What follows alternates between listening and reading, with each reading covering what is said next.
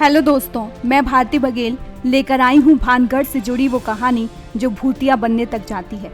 एक ऐसा किला जो खुशियों की किलकारी से चीखों में तब्दील हो गया।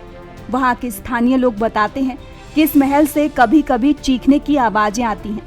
दोस्तों, भानगढ़ का किला भारत के सबसे भूतिया स्थान के नाम से जाना जाता है और यह किला तभी शायद सबसे बड़ा अनसुलझा रहस्य बना हुआ है। रहस्यमय होने की वजह से यह जगह कई लोगों का ध्यान अपनी ओर खींचती है। यहाँ की भूतिया कहानियों के कारण काफी टूरिस्ट इसे अपनी ट्रैवलिंग लिस्ट में जरूर रखते हैं। इस जगह को लेकर कुछ जिज्ञासु यात्री यहाँ मौज मस्ती करने आते हैं तो कुछ निराश होकर लौट जाते हैं, तो कुछ इन कहानियों और रहस्य में डूब जाते हैं। अगर आप भी इन यात्रियों में एक हैं तो जल्दी से इस किले में घूमने का प्लान जरूर बनाएं। अधिकांश लोगों का मानना है कि भानगढ़ किला भूतिया है और इसके अनेकों किस्से की वजह से लाखों लोग यहाँ घूमने की इच्छा रखते हैं। सूर्यास्त के बाद किले में प्रवेश करना बहादुरी और बेवकूफ़ी का काम है, क्योंकि इसे पैरानॉर्मल एक्टिविटी का केंद्र माना जाता है। यही वजह है कि आर्कियोलॉजिकल सर्वे ऑफ इंडिया ने रात को यहाँ जाना बैन कर दिया है। स्थानीय लोगों की मनपसंद कहानी है लोकप्रिय सम्राट माधो सिंह की, जिन्होंने गुरु बालूनाथ की स्वीकृति प्राप्त करने के बाद शहर का निर्माण किया था। वे एक तपस्वी थे जिन्हें ध्यान में रहना बेहद पसंद था। संत ने अपनी स्वीकृति इस शर्त पर की कि महल की छाया उनके प्रार्थना स्थल पर नहीं पड़नी चाहिए। अगर ऐसा हुआ तो महल तहस नहस हो जाएगा।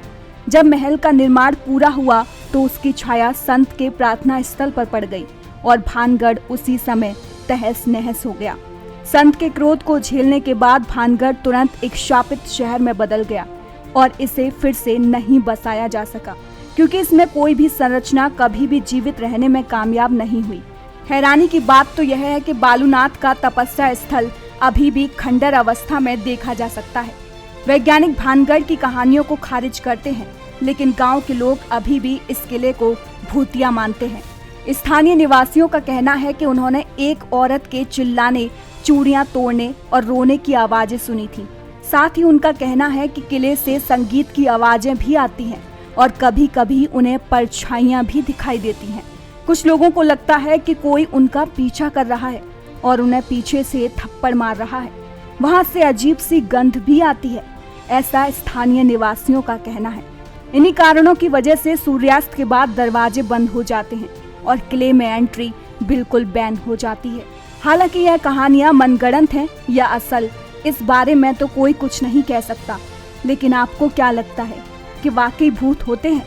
अगर हाँ तो कैसे? क्या कोई घटना आपके साथ भी ऐसी हुई है?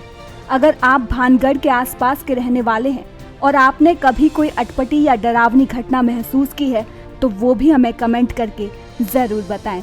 मिलूंगी आपसे फिर एक और नई कहानी को लेकर।